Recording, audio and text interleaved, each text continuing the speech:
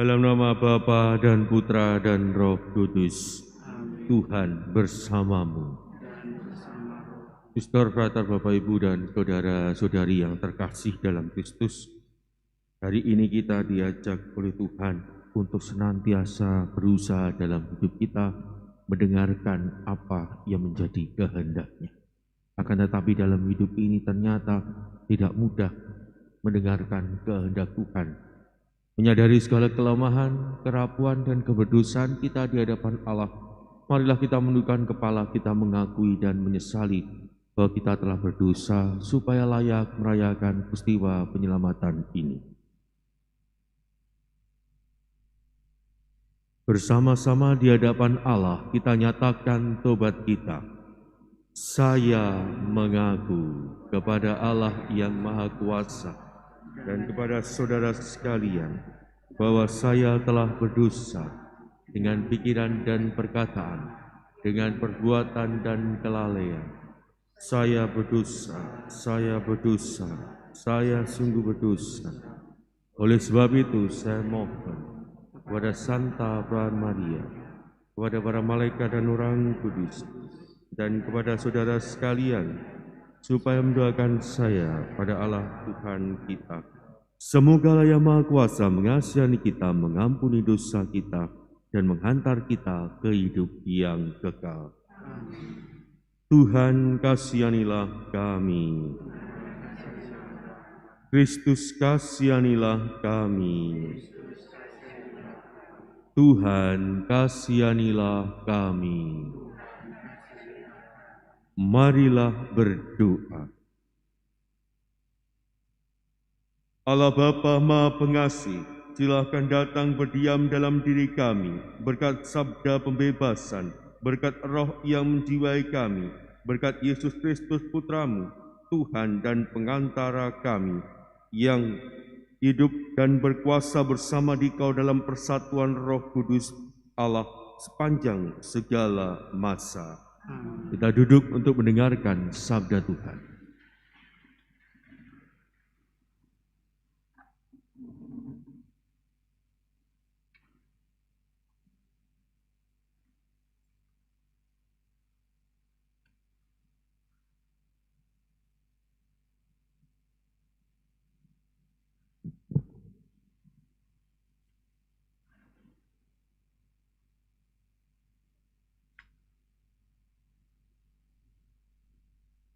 Bacaan pertama. Pembacaan dari kitab pertama Samuel. Sekali peristiwa, orang Israel maju berperang melawan orang Filistin. Orang Israel berkemah dekat Ebenhaser, sedang orang Filistin berkemah di Afek. Orang Filistin mengatur barisannya berhadapan dengan orang Israel. Ketika pertempuran menghebat, terpukullah kala orang Israel oleh orang Filistin yang menewaskan kira-kira 4.000 orang di medan pertempuran itu.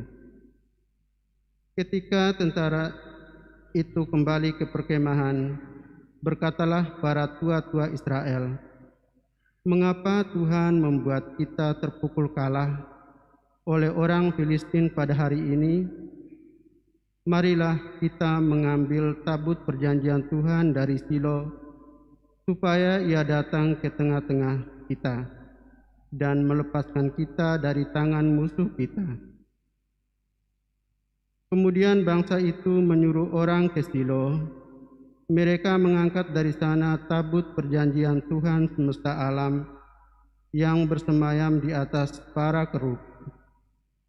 Ketika anak Eli, Hofni, dan Finehas ada di sana, dekat tabut perjanjian Allah itu, segeralah sesudah tabut perjanjian Tuhan sampai ke perkemahan, bersoraklah seluruh orang Israel dengan nyaring, sehingga bumi bergetar. Mendengar bunyi sorak itu, orang Filistin berkata, "Apakah arti sorak yang nyaring di perkemahan orang Ibrani itu?" Ketika mereka tahu bahwa tabut Tuhan telah sampai ke perkemahan itu, Ketakutlah orang Filistin, kata mereka. Allah mereka telah datang ke perkemahan itu. Celakalah kita, sebab hal seperti itu belum pernah terjadi. Celakalah kita, siapakah yang akan menolong kita? Dan tangan Allah yang maha dahsyat ini dengan berbagai tulah di padang, Allah ini jugalah yang telah menghantar orang Mesir dengan berbagai tulah di padang gurun. Akan tetapi, hai orang Filistin, kuatkanlah hatimu dan berlakulah seperti laki-laki, supaya kamu jangan menjadi budak orang Ibrani itu, seperti mereka dahulu menjadi budakmu. Berlakulah seperti laki-laki dan berperanglah. Lalu berperanglah orang Filistin sehingga orang Israel terpukul kalah. Mereka melarikan diri masing-masing ke kemahnya. Amatlah besar kekalahan itu. Dari pihak Israel gugur 30.000 orang pasukan infanteri. Lagi pula tabut Allah dirampas, dan kedua anak Eli, Hosni dan Pinehas tewas. Demikianlah sabda Tuhan. Syukur kepada Allah. Bebaskanlah kami ya Tuhan demi kasih setiamu. Bebaskanlah kami ya Tuhan demi kasih setiamu. Ya Allah, Engkau kini membuang kami dan membiarkan kami kena umpat. Engkau tidak lagi maju bersama dengan bala tentara kami. Engkau membuat kami mundur, dipukul lawan, dan dirampok oleh orang-orang yang membenci kami. Bebaskanlah kami ya Tuhan demi kasih setiamu. Engkau membuat kami menjadi telaan tetangga, menjadi olok-olok dan cemooh bagi orang-orang sekitar. Engkau membuat kami menjadi sindiran di antara bangsa-bangsa. Suku-suku bangsa merasa geli melihat kami. Bebaskanlah kami ya Tuhan demi kasih setiamu. Bangunlah, mengapa engkau tidur ya Tuhan? Bangkitlah, jangan membuang kami terus-menerus. Mengapa engkau menyembunyikan wajahmu? Mengapa tak kau hiraukan penindasan dan himpitan yang menimpa kami? Bebaskanlah kami ya Tuhan demi kasih setiamu. Haleluya, haleluya, haleluya.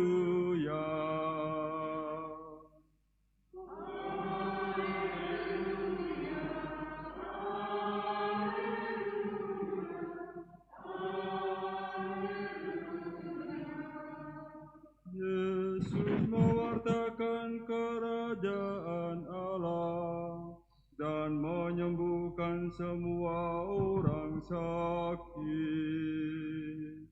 Haleluya, haleluya, haleluya. Tuhan bersamamu. Dan bersama rohmu. Inilah Injil suci menurut Markus. Dimuliakanlah Tuhan. Sekali peristiwa, seorang sakit kusta datang kepada Yesus. Sambil berlutut di hadapan Yesus, ia mohon bantuannya, katanya, "Kalau engkau mau, engkau dapat mentahirkan aku." Maka tergeraklah hati Yesus oleh belas kasihan, lalu ia mengulurkan tangannya, menjamah orang itu, dan berkata kepadanya, "Aku mau, jadilah engkau tahir."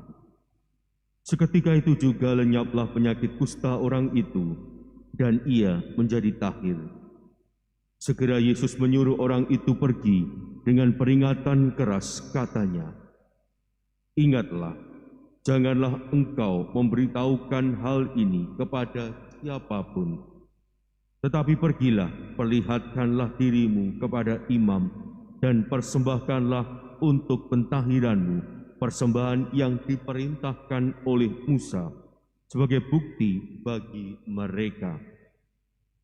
Tetapi orang itu pergi memberitakan peristiwa itu dan menyebarkannya kemana-mana, sehingga Yesus tidak dapat lagi terang-terangan masuk ke dalam kota. Yesus tinggal di luar kota, di tempat-tempat yang sepi. Namun orang terus juga datang kepadanya dari segala penjuru. Demikianlah sabda Tuhan. Suster, Bapak, Ibu, dan saudara-saudari yang terkasih dalam Kristus, kalau kita melihat dalam hidup kita itu seringkali menginginkan sesuatu tetapi hasilnya berbeda. Misalkan kita itu inginnya A, dan ketika kita melakukannya hasilnya B. Maksudnya baik, tapi hasilnya tidak baik.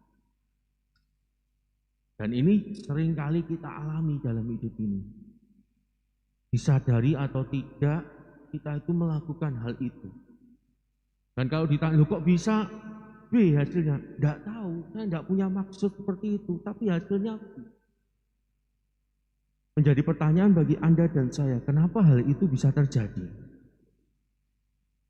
Mengapa hal tersebut kok sampai kita alami dalam hidup kita? Apa sebabnya?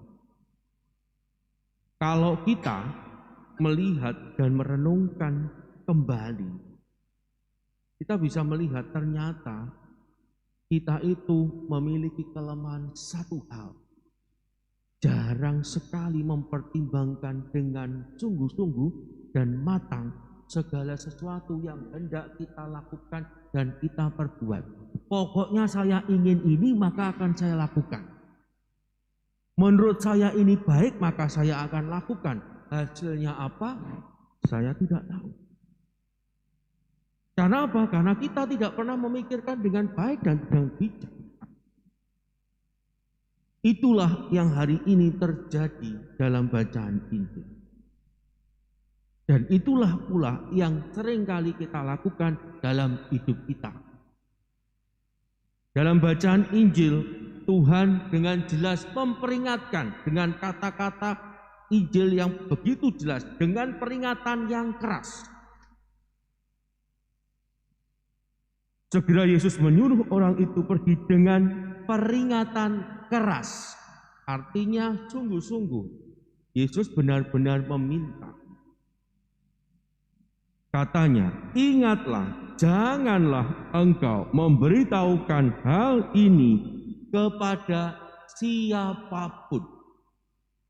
Tetapi pergilah, perlihatkanlah dirimu kepada imam dan persembahkanlah untuk pentahiranmu persembahan yang diperintahkan oleh Musa sebagai bukti bagi mereka.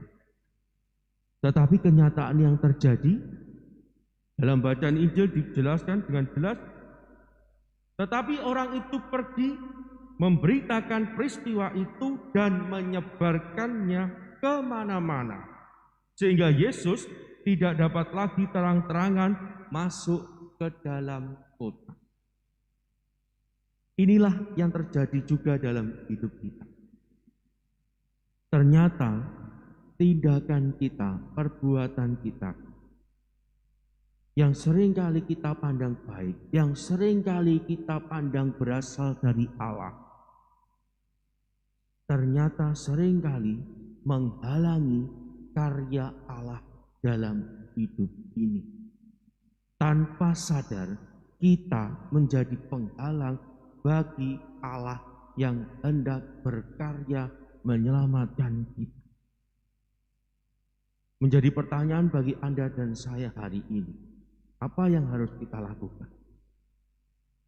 Yang harus kita lakukan adalah mendengarkan setiap kehendaknya, mendengarkan setiap perintahnya, mendengarkan setiap keinginannya, mendengarkan hal yang dikatakannya kepada kita. Tetapi kenyataan yang terjadi yang kita dengarkan adalah keinginanku, kehendak, kesenanganku.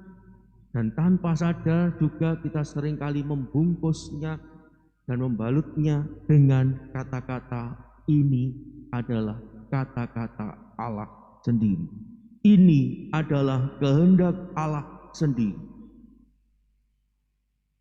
Maka hari ini kita sungguh-sungguh diajak oleh Tuhan bukan menjadi penghalang bagi setiap karyanya untuk mewartakan keselamatan kepada semua orang, tetapi kita menjadi penghantar bagi banyak orang untuk mengalami keselamatan yang ditawarkan Tuhan dalam hidup ini melalui setiap kata-kata, tindakan, perbuatan kita, dan setiap karya pelayanan kita.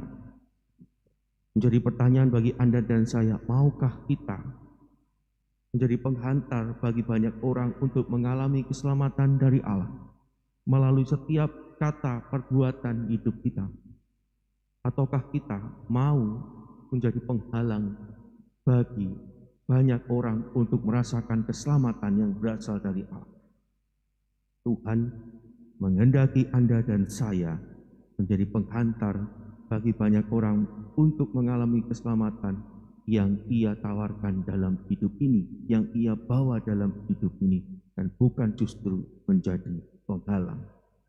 Semoga kita menyadari panggilan luhur yang kita terima dari Tuhan dalam hidup kita sebagai murid-muridnya, menghantar banyak orang sampai kepada Tuhan dan merasakan keselamatan yang Ia bawa dalam hidup kita. Berkat Allah melimpah dalam kehidupan kita.